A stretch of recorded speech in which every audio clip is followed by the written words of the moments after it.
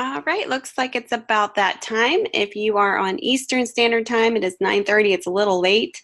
Thanks for joining me. Can you hear me? Welcome, Nicole. All right, great. We'll see if anybody else trickles in here. Great to see you tonight. Welcome to Week 1 Live Lecture 2. This is the second lecture, obviously, of this week. We met up last night. So if you missed that, the lecture is posted in the live sessions area. We went over your assignment 1 as well as your discussion 1 and just kind of the introduction to the class itself, and went over some review items. So definitely check that out if you missed it for additional information. Just some really good starter information, especially for your project. Just a few things to go over. You know, we all have to adhere to deadlines, and it's super important to complete these deadlines in your 4-week classes, just because everything happens so quickly, especially in the class that you have a project that builds upon itself. You need that much needed time to do your revisions in order to do them correctly and kind of build upon your project. So don't forget, your assignment 1 and assessment 1 is due before midnight. That should say on Saturday. I'm not sure why. I think I deleted that. Sorry about that. So this Saturday before midnight, Mountain Standard Time, for possible full credit. And then your discussion post, your initial post needs to be posted by tonight by midnight. So make sure you're getting that in. All right, do we have any questions or concerns? I know, Nicole, you're the only one in here right now, but do you have any questions, concerns? Just kind of checking in.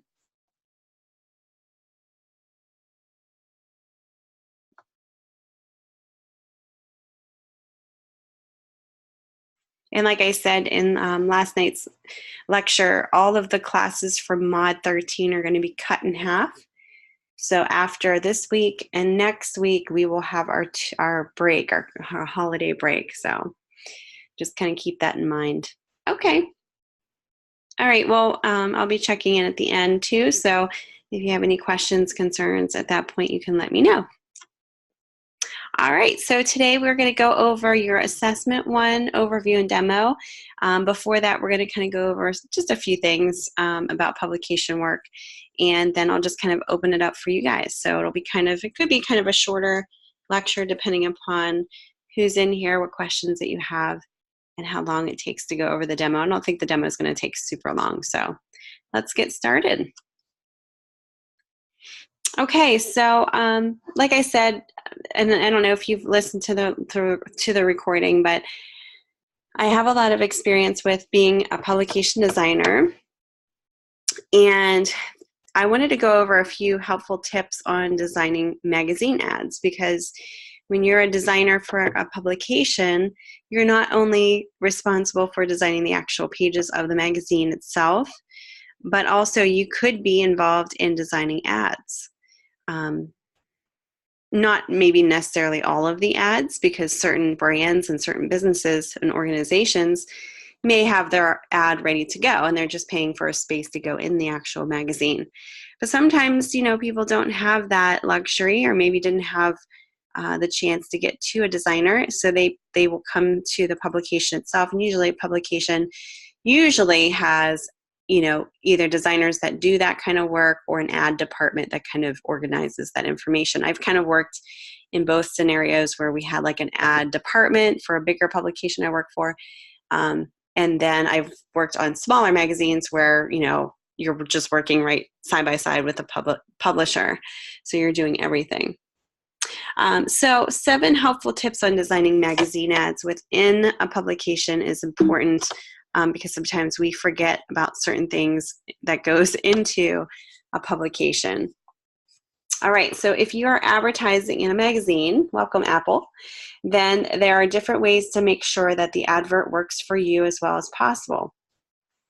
Assuming your message and your offer has been decided, it is important that the design of your advert works well. So you really want to make sure that your ad is suitable for the magazine audience. Now you have people coming to you to place it into your publication. If, usually at that point, it should fit into your publication, but, you might have an instance where you have to tell the client, I don't think this isn't going to work well in this publication. But typically, if they're coming to you, yeah, isn't that cute? Then, it's most likely their demographics are basically, align with whatever the publication that you're working on. So, obviously if you have like a magazine that's like a fit magazine, you're not going to put something in there that's unrelated to fitness. So, you want to make sure that that is aligned in there. Number 2, right-hand side is preferred over the left. So, thinking about that, you might want to just put the information that is the most important on the right-hand side. And typically in an ad, you put it like, it's called I want to say a leave behind, but it's like a call out, but and I can't think of the word now. It's like escaping my brain, but it's basically what you see in this ad here on my slide. It's kind of like a call out, a send off. That's what I'm thinking of, a send off, where you have the information like a call out, maybe a web address, the message that you want to portray, and obviously the brand logo. So just kind of keep that in mind. It's all part of the layout, but the most important information you should have obviously in the correct spot. And it doesn't always have to be on the right side, but that's just kind of like a heads up. Resolution, we sometimes don't talk about this enough. Resolution is super important when it comes to print versus web ad. So when we're working on a print ad, we want to be as high as possible, and typically you don't want to go higher than 300 dots per inch. That's only if, the printer is suggesting it, but that's typically the high resolution that you should have your magazine ad adjusted to. That's images, your whole file. If you're working on a web ad, 72 dots per inch is sufficient enough. You're viewing it on screen, so it's really pixels per inch at that point. Pixels per inch is what you talk about when you see it on screen, and then whenever it's converted to print, dots per inch is kind of what the terminology is, because you're using those dots of ink on the paper. So that's kind of it's terminology that goes hand in hand, but it depends upon how you're looking at it. So resolution is super important. Include your call to action. Some ads that don't have that could be kind of confusing to somebody, and that's kind of a waste of money. If you're spending all this time and money and energy into this ad, there's no call out, then people don't know what to do. What do you want me to do? Do you want me to buy something? Do you want me to call this number? Do you want me to reach out to this organization? Do you want me to create awareness? What do you want me to do here? So make sure it's not too vague, and you're kind of capitalizing on what it is that you're trying to say. Choose images wisely. Think about, okay, this ad is going into these magazines that is whatever based, either fit-based magazine where there's a lot of fitness stuff going on. So you want to make sure your images kind of align. It doesn't have to look similar to the ad style, but you want to make sure that there's no weird images that kind of just don't, that might kind of cause a problem if it's in a specific magazine. So just kind of choose the images wisely and make sure you're doing so so that it's obviously aligned with your brand as well. I mean, that's just kind of all part of the process of what you're kind of doing the ad for as well. Use the space well. It doesn't mean that you have to cram all of your information into the ad. It's nice to have a full page ad to get all that room, but it doesn't necessarily mean you have to cram all your information into that one space or that one area. You can make it look aesthetically pleasing, balanced, and then if people want to look up more information or get more information, you can have your call out for that specific purpose so you can get more information. So you're not kind of having this really heavy typed ad. People really look at it like a billboard. If you kind of look at it in that regards, they want to get it quick to the message, to the point, so that you're not just sitting there, unless it's obviously something that's more informational, say kind of like a medical ad, then you might have a little bit more text to kind of look at. Test the advert. I don't know how many times I have mocked up publication ads and also pages, printing them out, putting it together like a mock-up. I've done this, thousands and thousands of times. I've even done ad mock-ups for ads that didn't even exist, but just to show the client what it would look like in the magazine. And it really does help show and sell ad space to clients. And then, that's given to the marketing managers to go out and actually get business. So it could be used, for more business as well. But testing the advert is super important. I think this goes for a lot of design work too. I always kind of tell students, print it out if you can. If it's like a logo, a business card, whatever you're working on, print it out. Because sometimes we get so involved in zooming into our screens and looking so up close that we don't realize, oh wait, that type is really big, or like, this isn't going to quite work if I'm holding this and reading this. Everything just seems so big or too small. So that kind of helps you see potential problems in some of your elements. Oh, we got to skip there. So those are kind of some tips to think about if you are designing ads. Ads are fun when you get to design them for publications. It's just kind of that added creativity. You're not just laying out your magazine pages. You're really getting into that kind of a different creative mode of doing something for a specific client. What is a good type size for a body copy in a magazine? Typically, you don't want to go any lower than 10-point type. So I would say between 10, 11, 12. I don't like using 12-point. I think that's just too big. But, I would say stick between 10, 11. And usually like a 14-point leading is good. The only challenge with that is adjusting your baselines to align perfectly with that size ratio. So, you kind of have to adjust some things. If you're working on, like, say, a magazine that's geared to more older people, say like AARP comes out with a publication, obviously the point size is going to be a little bigger because you have, an older demographic. Yep. Exactly. That's a good question, though. Yeah, I have actually worked for, maybe not like an older audience, but I've worked for, the first magazine that I worked for was, let me think here, because I worked for a couple, Style magazine in Tampa.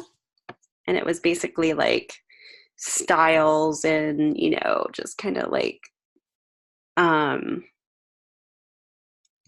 of geared towards, and it wasn't just clothing. It could be like just anything around the home that kind of showed you what was, the trends and all of that.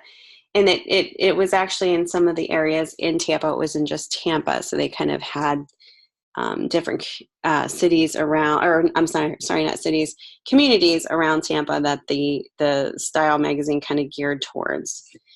And then I also worked for Tampa Bay Wellness magazine, and that was a holistic magazine. And they had, like yoga and, health and wellness in there. So it was a fun magazine to work on.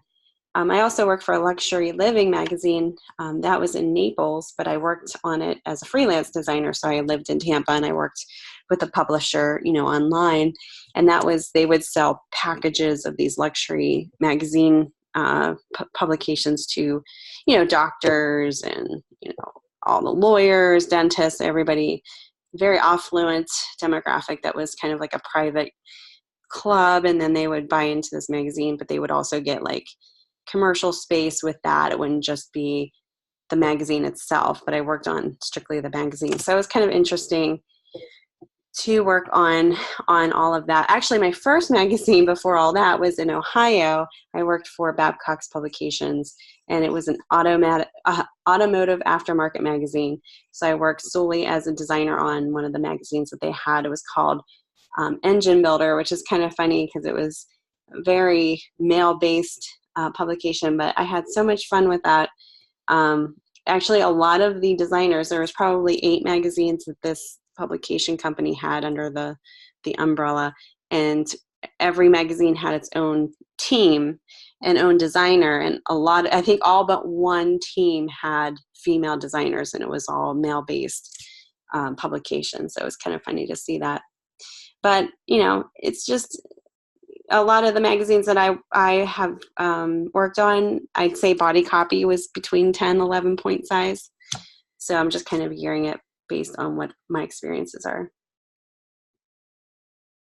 Awesome. Yeah, that's great. The drop cap, it depends. Sometimes you can get really creative with that and make it really big.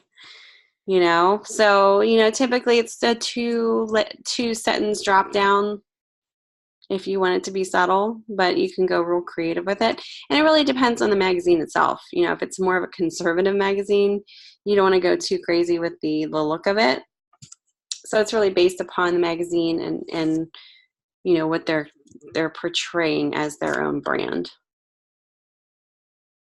if that makes sense. So if it's more of a, like if it's for like a style based design magazine, yeah, obviously your drop cap can be huge. You have more creative freedom in that regard, so your pages can be more flexible in creativeness.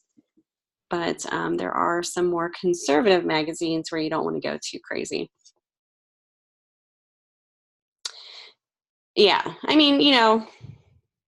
like I said, it really depends on the magazine that you're working on.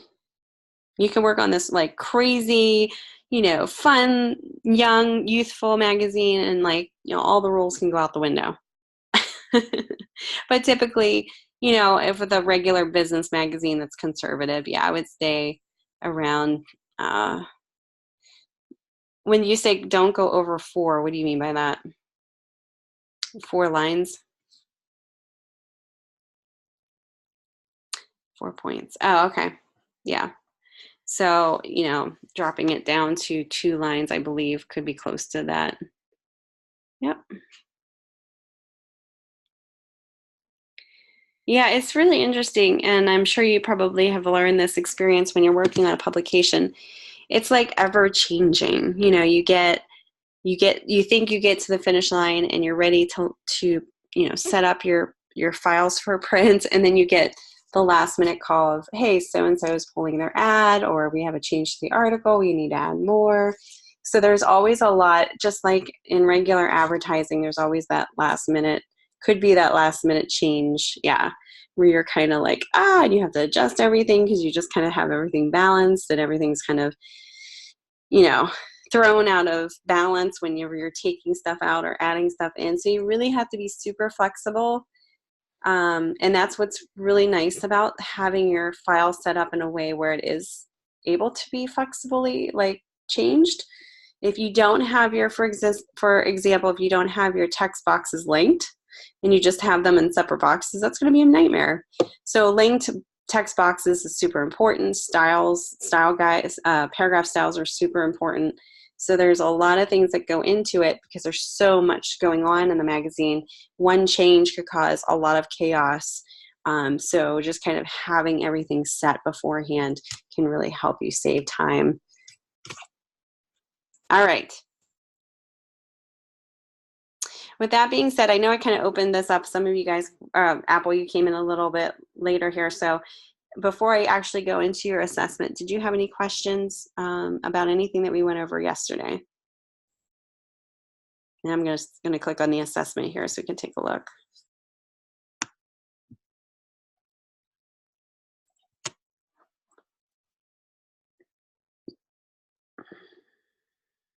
Yeah. Okay, so if you chose a different client, your images are going to look different. Did you choose a different client, Apple? Oh, you did? Okay, I'll have to take a look at that. Maybe those were swapped out here. Let me see what's in here. Because I just kept, and I just taught this class 2 mods ago. So if they change it since then, I'd be really surprised. But let me check. Let me check this folder here.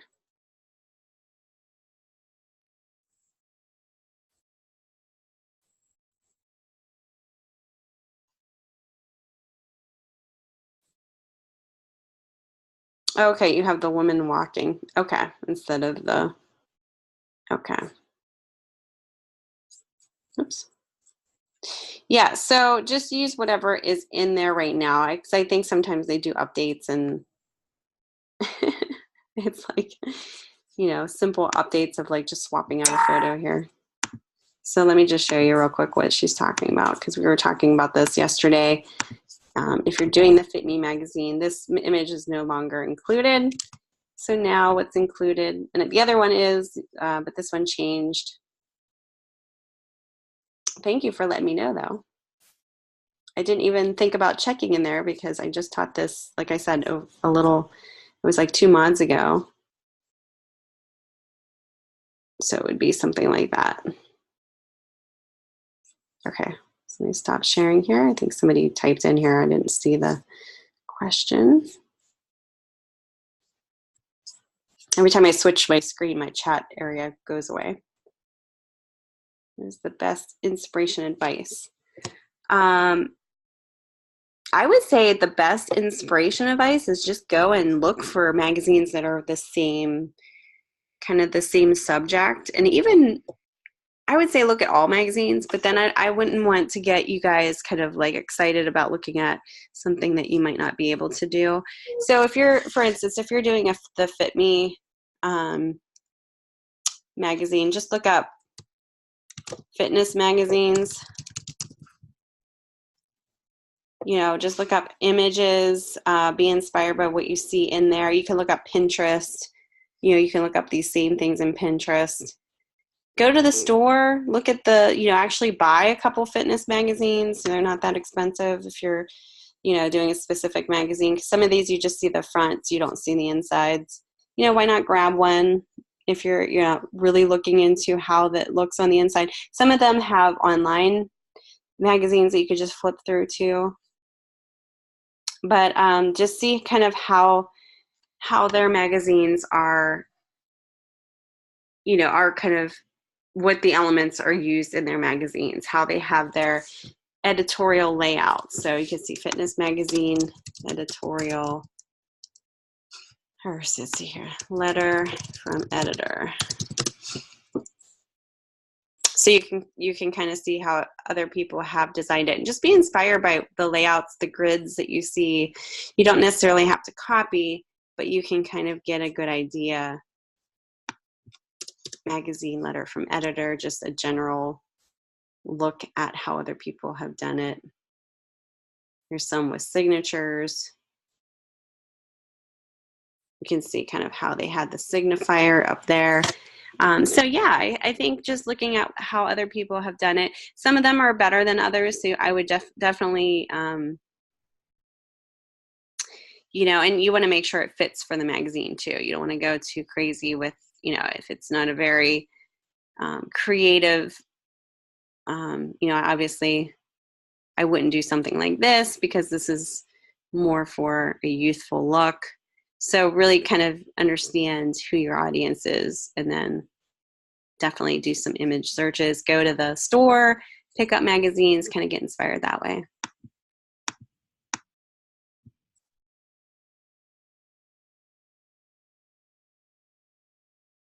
Yep, good.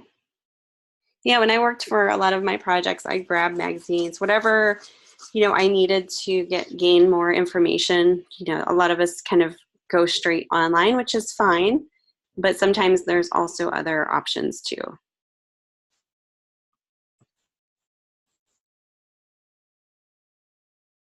All right, so let's go to the assessment. Did anybody start this yet?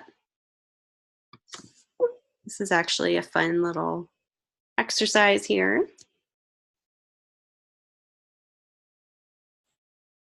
I know, me too. What was it? What was the big one way back when? What we used to get?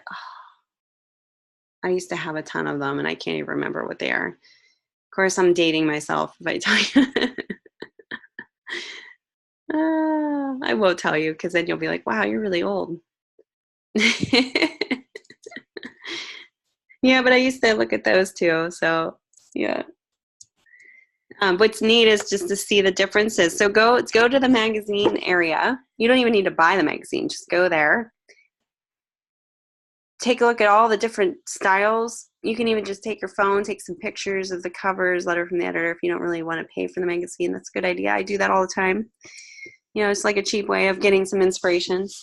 But just see what's out there and how each of them are talking differently visually to their audiences. You know, they're all visually talking to a different demographic. So it's kind of neat to see the design elements and how they change.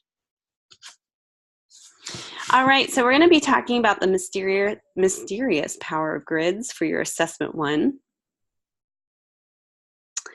I'm not going to read word for word. You guys can definitely read through this. It just talks about how grids can be simple or complex, what they do, their purpose.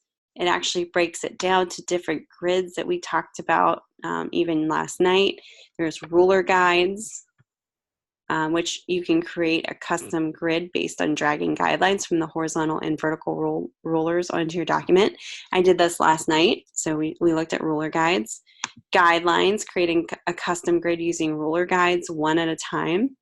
If you're attempting to create precise rows and columns on your page, instead have InDesign create custom guide for you with options for assigning an exact number of vertical columns and horizontal rows with an option for gutter width. Column guides. Column guides are the tool of choice for creating and managing columns of text. Baseline grid. We talked a little bit about that with your body copy. A baseline grid enables you to align your text and images effortlessly. And then you have your document grid. And that's the default document grid. Resembles graph paper and overlays horizontal and vertical lines on your page. So let me open up my InDesign file here so you can at least see what we're all talking about here. Okay, so if I go up to View and Grids and Guides, you can see your baseline grid if you go to Show Baseline Grid. Let me hit W on my keyboard so you can actually see it here. Go back up here to View. And there's, you know, shortcut keys to this too. Okay, well, I'm hiding them now, but let me see if my overprint preview is up here. And zoom in.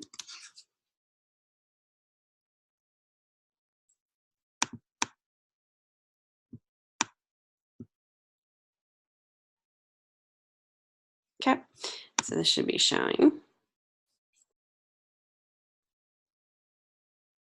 Here we go. I just had to zoom in. So that's your baseline grid there. So it almost looks like line paper that you kind of write on. And you can adjust this in your preferences to a different, let me see here, preferences, grids. And you can start this, you know, in a different area here, top of page. You could do different point size. So you can change all that in your preferences. So if you were to increase that, for instance, let's do it 1 inch, and then we'll do 14 points. See how it kind of changes and shifts. All right, so you can also, let me hide this so you can see the other ones here. You can show your document grid, which is kind of the graph paper that I was talking about. Let me zoom out here so you can see it.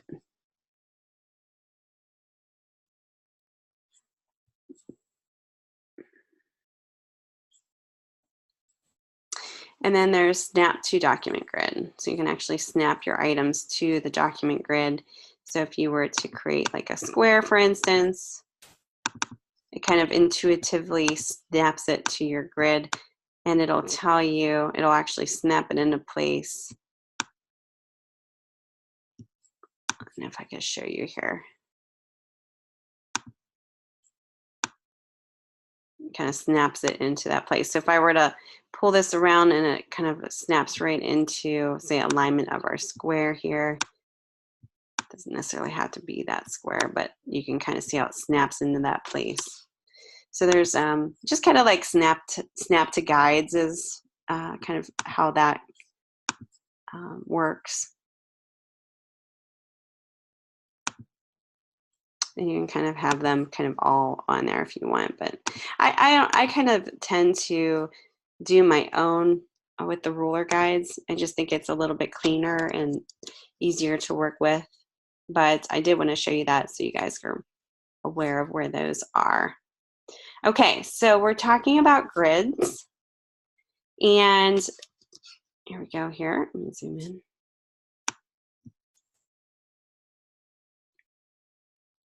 It just talks about how it helps with visual hierarchy. Just read through the rest of this type.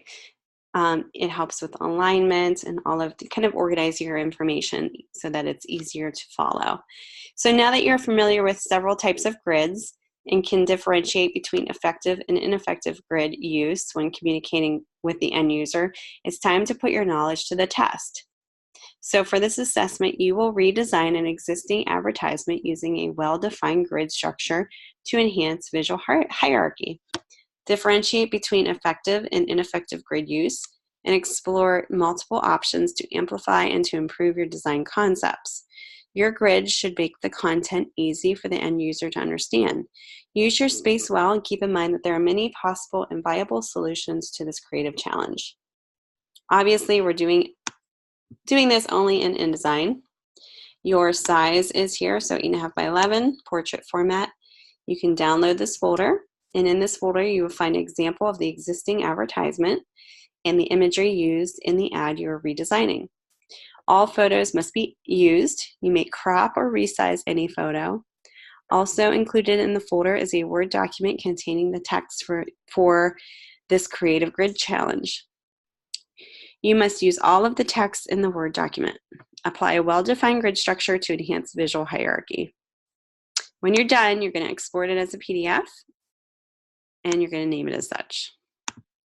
You have examples down here that you can check out.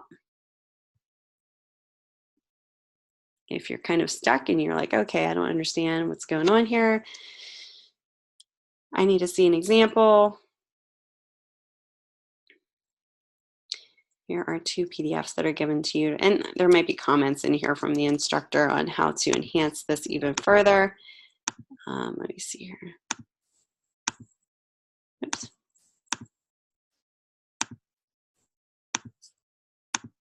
Here's the first example.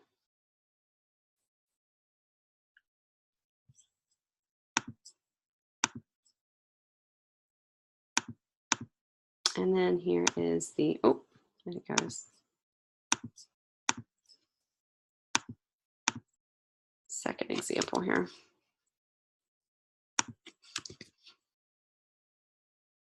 So that's the first and the second. You can see how different they are.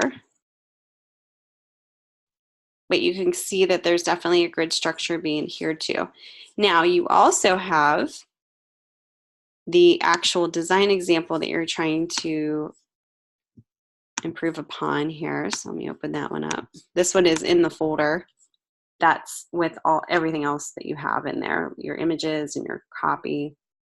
So what you're doing is you're kind of trying to come up with something different that's maybe a little bit more effective. Okay, so download that folder. And in that folder you'll find imagery and then also copy. So I'm just gonna slide this over. I'm gonna create a new document. And I'm just gonna do 8.5 by 11. I'll just show you kind of how I would approach this. This may or may not be good for you guys because you might have the same idea. Hopefully I won't stifle anything. any creative ideas that you have. I'm going to set this to all 0.5 margins. So it's all equal all the way around. I have my bleed set at 0.125. Now I'm going to save it.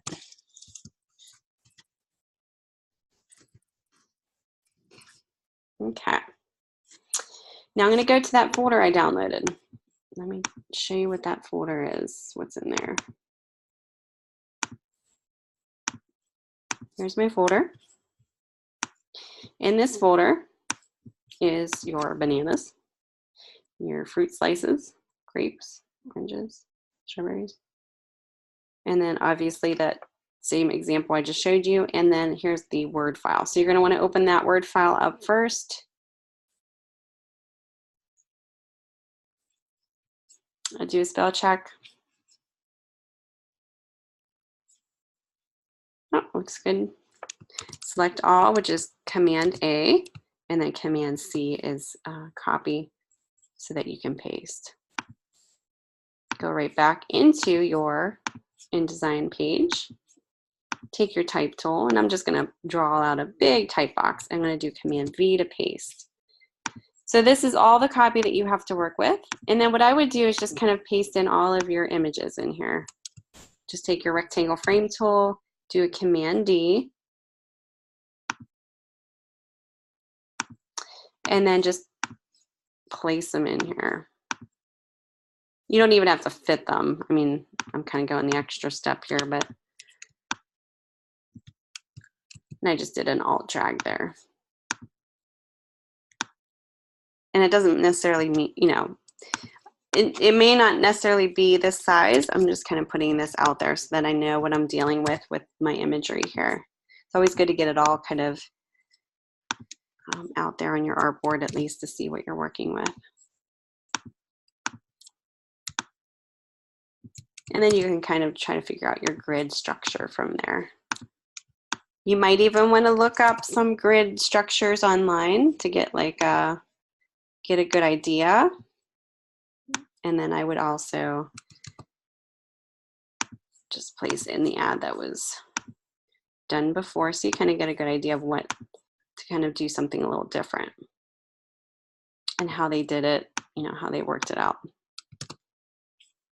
And like I said, you could go online and do a full page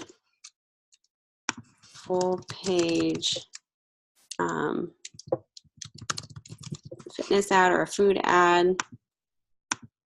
This one is, let's see, eat fruit ad.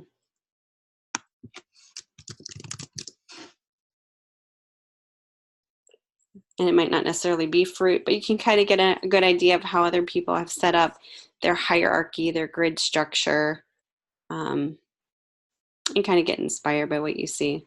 Let me see if I can put in fruit ad.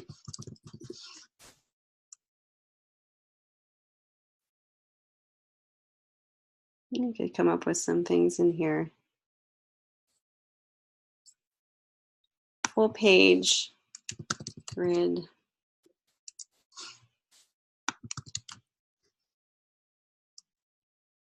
Here's some like just grids for full page. I don't know if that's going to actually give you some information, but you can definitely do Pinterest too. I always like refer back to that sometimes just to get some inspiration.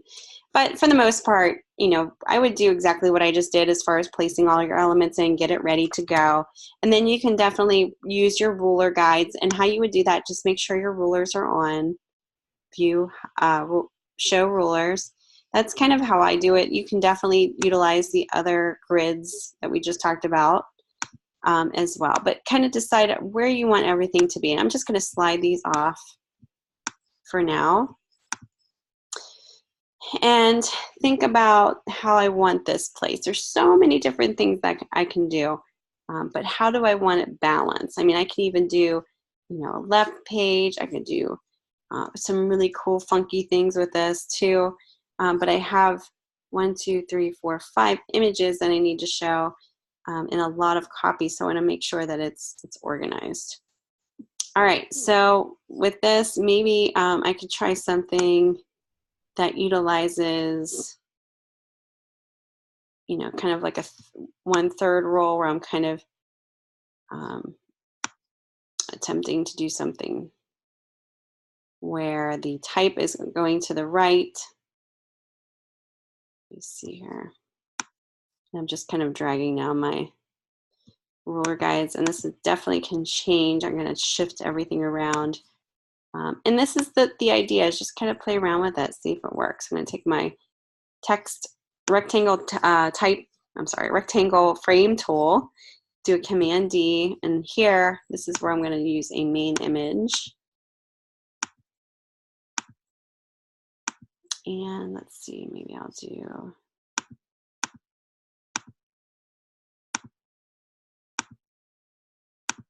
let's see if this is big enough here. You want to make sure it makes sense for this area.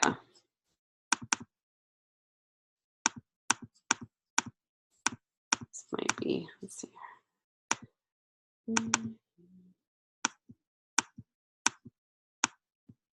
Kind of looks good there. Okay, and then I could definitely pull these in.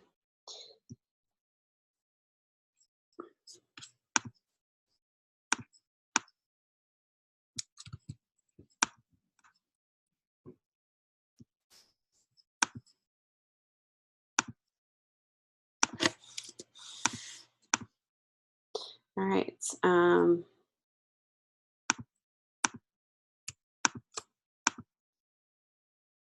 I'm just kind of bringing these to front here, and then I'm going to position these up here.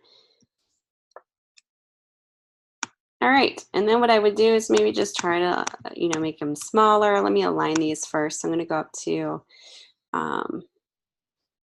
sorry, my contacts are killing me right now, so my eyes are doing some googly things here.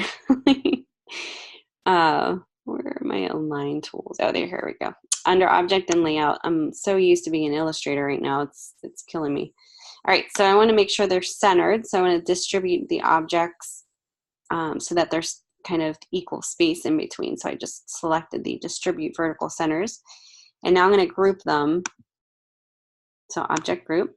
And then I'm going to make them a little smaller. So I'm going to go to my scale tool, and I'm going to double click on that, and I'm going to make them, let's see, 70 is good.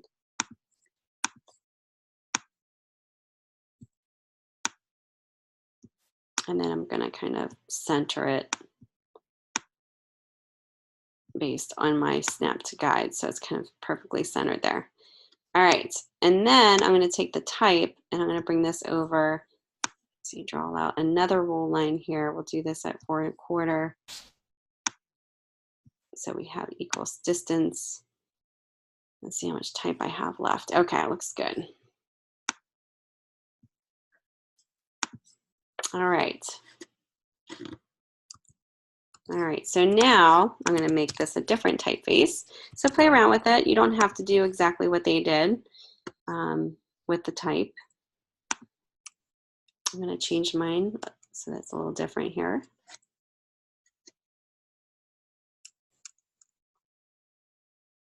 So I'm just creating this nice balance. I'm going to make this a little bit bigger so I can have some more balance on this side. Okay. I'm going to try Avenir Book. It has a big font family, so that's kind of where I want to try this. I'm going to go a little bit bigger, obviously, for the headline.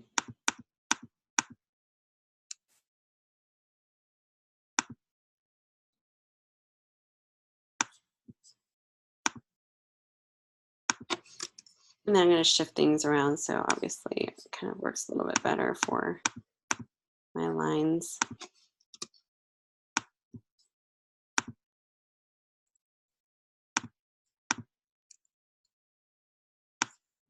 And then adjust my leading here. So I'm just going to adjust. There we go.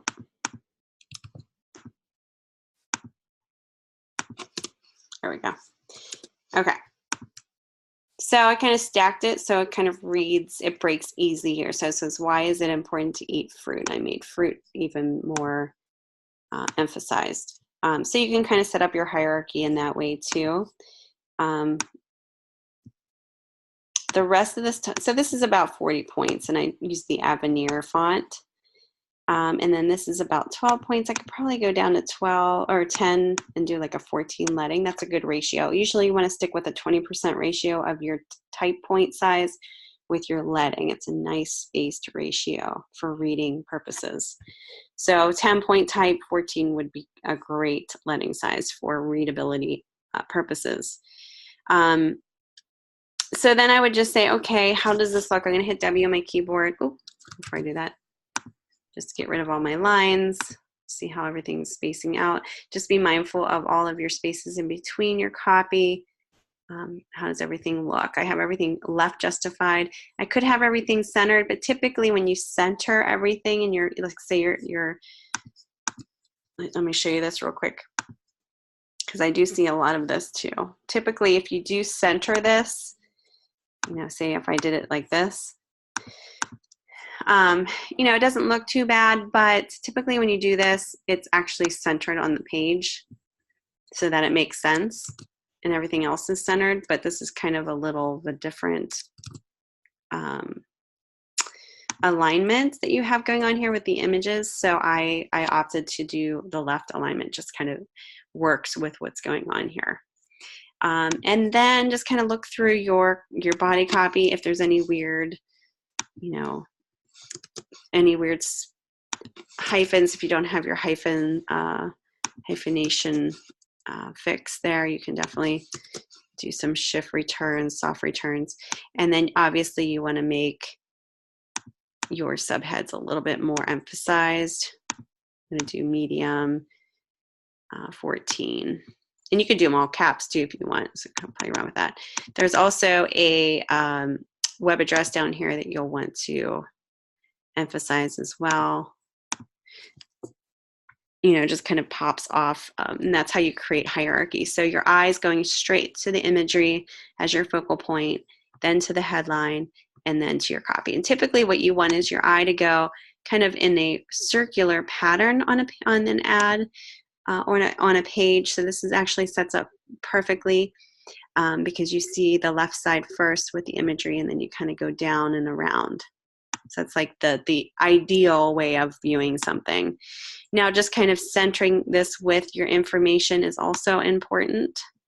So I'm going to definitely do that. Let's see here. Another thing that you can play around with, so you can kind of see the differences here. Hold on one second.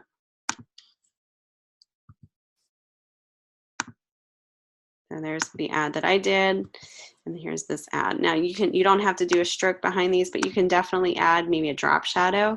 So selecting all of those, go under objects and effects. I would put a very slight, like this is not very subtle. I would definitely do a more subtle drop shadow. Typically you can go crazy with drop shadows and it just looks too weird. So I'm going to change the distance and the opacity so it's very subtle drop shadow.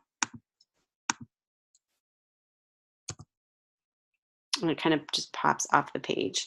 The next thing you can do is, you know, you can change the color of your type. Just select whatever type that you want to change, you know, select the color that you want to change it to, and make it more cohesive and different. And it just kind of emphasizes certain keywords and headlines in a different way. That's a little, I think it's just a little too light, but oops. Maybe like the orange would be good here. You don't have to, you can keep it black too. Just kind of know that you have that option to play around with that if you want to. You can also change your, you know, just your subheads too as well. And your other information. I wouldn't go too crazy with that. Just keep it, you know, you don't want it to be like a rainbow effect, but keeping it simple like that is also kind of nice to do in a way where it kind of flows nicely and it unifies. Who just came in here? Who's saying I'm late here? I missed that. Oh, hello. What's your name? I always see your name in there, but I'm not sure how. Ray, okay. I was going to say Ray, and then I was afraid to because I wasn't sure because there's a little P in there. Welcome. So, play around with this. You can do all kinds of different really interesting scenarios with your grid here. I don't want to show you too many because, I've gotten in trouble where students are like, ah, man, you like totally took my ideas. I was going to do that. But, you don't have to do squares. You can do circles. Like, for instance, you wanted your images in circles.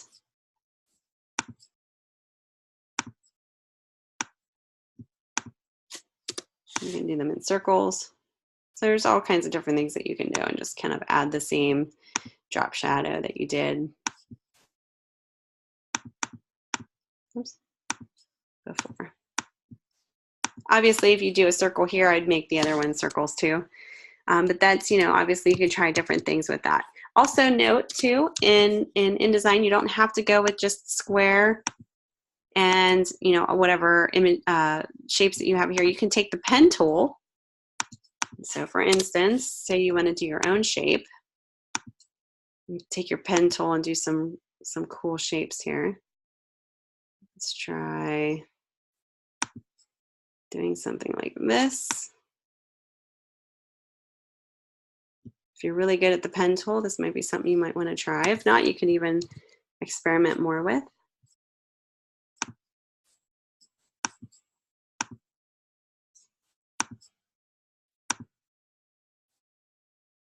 You could do something funky like this. Now, obviously, everything else needs to be adjusted, but you can kind of play around with it. And I probably would do at this point circles instead of squares.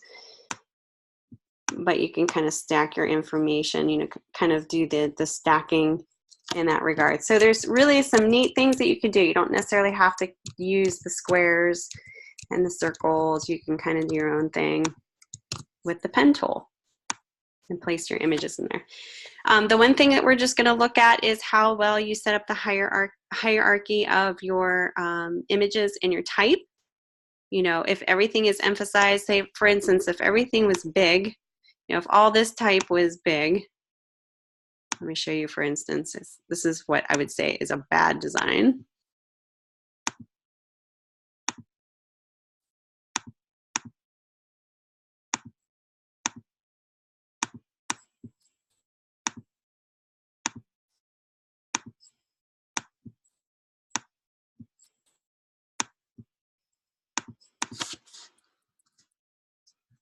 And then say all of your images are the same size. And let's say this is going across your page. This is going to be a really bad design here. But it's always good to see what a bad design is so that we don't do the same mistakes, right? So let's see here. If you would be surprised. Some of the things that I do see. And I love you guys, but sometimes it's like, wow, okay, can you read that? No, you can't read that, right? So just make sure you have enough contrast.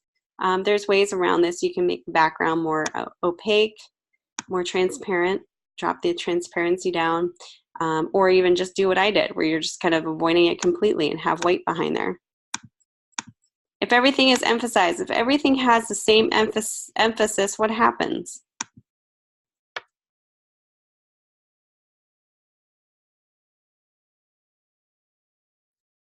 Like, say if this was still like, it's hard to read, but what else? Yeah, it's hard to read. Why is that? Why, if you don't have any hierarchy in your layout, what happens?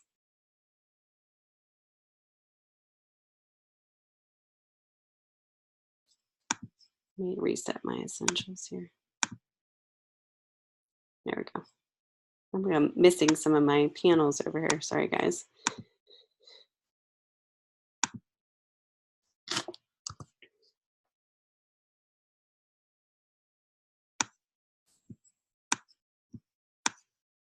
What happens? I don't know where to look first, second, third, fourth. Like, where do I look? Where am I looking? I mean, even if this was easy to read, where am I looking first, second, third? What's most important? I don't know. Everything's equally important. So what do I look at first? So your eye gets confused. You don't know where to start. You don't know where it ends. Right. So there's no path and no order, right? So when you have proper hierarchy, the eye knows exactly where to go first, second, third, fourth. You're setting it up so the viewer kind of understands where to look at very easily. There's an easy path of travel for the eye to go to. And that's what we do as designers. We're trying to make it easier for people to, digest this information and communicate effectively. It should all come together in one, and nothing should stick out as being, oh, that's the one thing that I see, and it's, a focal point is different than something bad sticking out, So, you want to make sure that you have something that draws the viewer in, but then also have an order to it, a very clear order, so that if you have a lot of imagery and a lot of type, you're giving that path of order, you're giving that pathway for the eye to travel easily. And that's basically what this assessment is, to kind of come up with a grid structure and then a hierarchical order for you guys to play around with. It's super important. I see a lot of people struggling with hierarchy and grid structure, not even just in this class, but other classes. And it's something that, will come to you. It's just that process that you go through. Some people just get it right away. And then some others, it takes a while for you to get it. And then sometimes it takes you years until you look back at your old work, and then you're like, oh yeah, I understand what they're saying now. So, I've been there before, totally. When you look at your work a year ago from now, you will see things that you will probably say, why did I do that? Which is a good thing, because then you're learning. But super important, especially when you're dealing with a lot of information on a page. To have the grid structure properly put into place, have alignment in there. You want to pay attention to all the little details, because when you're dealing with a grid structure, if anything's out of place, like for instance, I see a lot of this where people will have weird spacing issues. Nothing's really truly aligned. I've had people that, have some things off. They turn this in and it's kind of like that. And it's like, oh no, use your alignment tools, be very, almost like OCD, I want to say, because I'm very OCD about things, but that can be a good thing when you're a designer. Pay attention to those little details. Go into your, select all of the elements that you're trying to align, and go to your object and layout area here on your panel, go to align, and make sure that you're selecting those elements and distributing them equally, whether it be, aligning the objects themselves on a line, like a vertical or horizontal line, or the clear space in between. Make sure everything's is being properly aligned, because when you have something off and everything's on a grid, it really pops out. I mean, you'll notice it right away. I have this nice white space above and below my copy, and also in between my copy here with the images. I see a lot of this too. A lot of students doing this. They're not giving proper margin space, that white space that is so needed to give that breathing room to frame this important information, to give that nice balance of white space. Embrace the white space. I've had clients that come to me and say, well, why is this empty and why is this empty? Why can't we just cram something in here? No. As nicely as I like to tell you, you want that white space, because that allows the layout to breathe. It's visual pausing space that allows the viewer to be able to read this easily and want to read it. If you have copy that's crammed in there and you have stuff all over the place, you're not going to want to read it. Right. Lets the eyes rest, gives you a nice balance. So really embrace the white space. Too much white space can be bad too. So kind of know that balance. Life is about balance, really, if you think about it. So in design, it is too. It's super important. You got to have that balance. Any questions about that? Once you're done here, while you're kind of typing the questions if you have, just go ahead and make sure it's saved correctly under the name, and then just go ahead and save it. You can save it at the smallest file size as a PDF. And then what you want to do is just make sure that you open that PDF, you know, just to take a look at it. You might notice some things that you missed if you didn't. So I would definitely open this PDF up once you're done, and I just saved this to my desktop. So let me open this up. Do the images look good? Is it balanced? Everything look great? You know, I do tell students to print out your work, but a lot of the times students don't have, you guys don't have printers. I understand that too. But, you know, it's always, you know, can be a helpful thing. Like I said, because we're not always viewing it at 100%. Sometimes we're zoomed out or zoomed in. But this is the PDF that I created. It looks good. You know, everything looks pretty. There's nothing pixelated. Everything's pretty clear. So this is what I would submit for my assessment one. And like I said, in the assessment details, there are 2 student examples that I showed earlier. So if you need to take a look at those too to help you out or just be inspired by what you see, definitely go ahead and do that. All right. Any questions about anything that I just went over?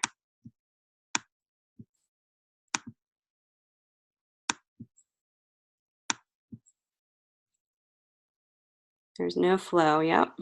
Everybody. Oh, I'm just reading all your comments here. I'm sorry about that. Everything will be fighting for attention. Yep. There's no flow, no contrast. Okay. Yep. You guys are sorry I missed all your comments there, but yeah, definitely. You guys definitely got that. Okay. So Ray, you said, can you break down or summarize the assessment? I missed the part. What are we creating? Okay. So yeah, we did kind of go over that. Basically what you're doing is just kind of playing around with the grid structure. You are going to be downloading this folder here.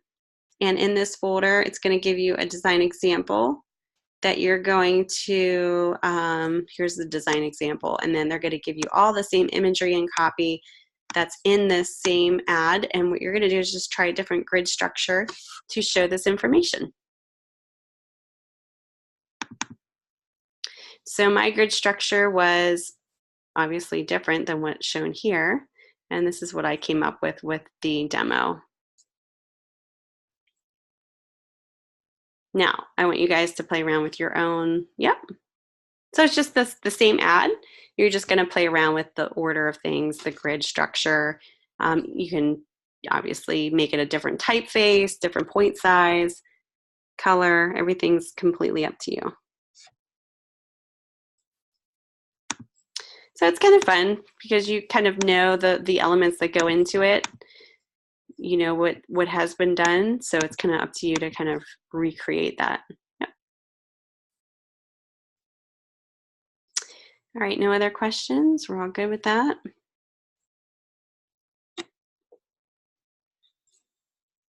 All right, I'm just going to open it up to you guys. I think we have less than a half hour here, so if you want to show any work, have any other questions, this is where I'm going to open it up to you guys.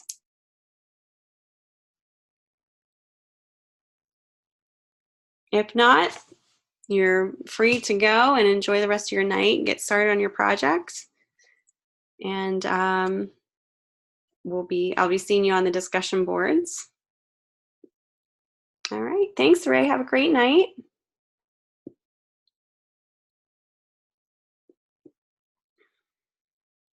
We will be meeting next week for the last week before holiday break, same day, same times.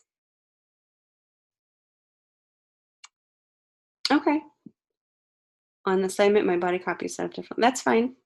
Yeah, you're not really given this, you know, what you need to use. It's completely up to you what you want to do. Because I think the one magazine has a lot more copy for the one feature article. So, you know, obviously people will be adjusting things based on that too.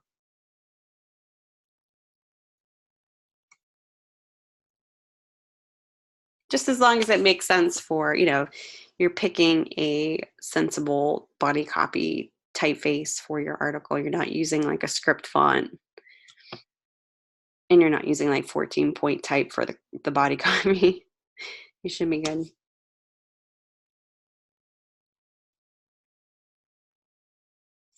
Any other questions or concerns?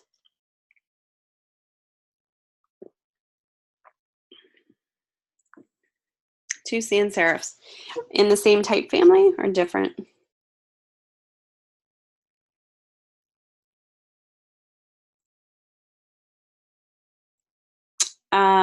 For the body copy?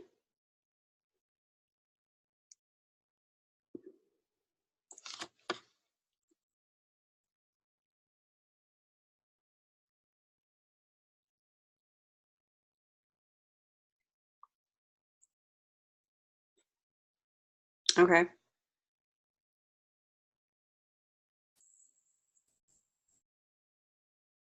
Oh, okay.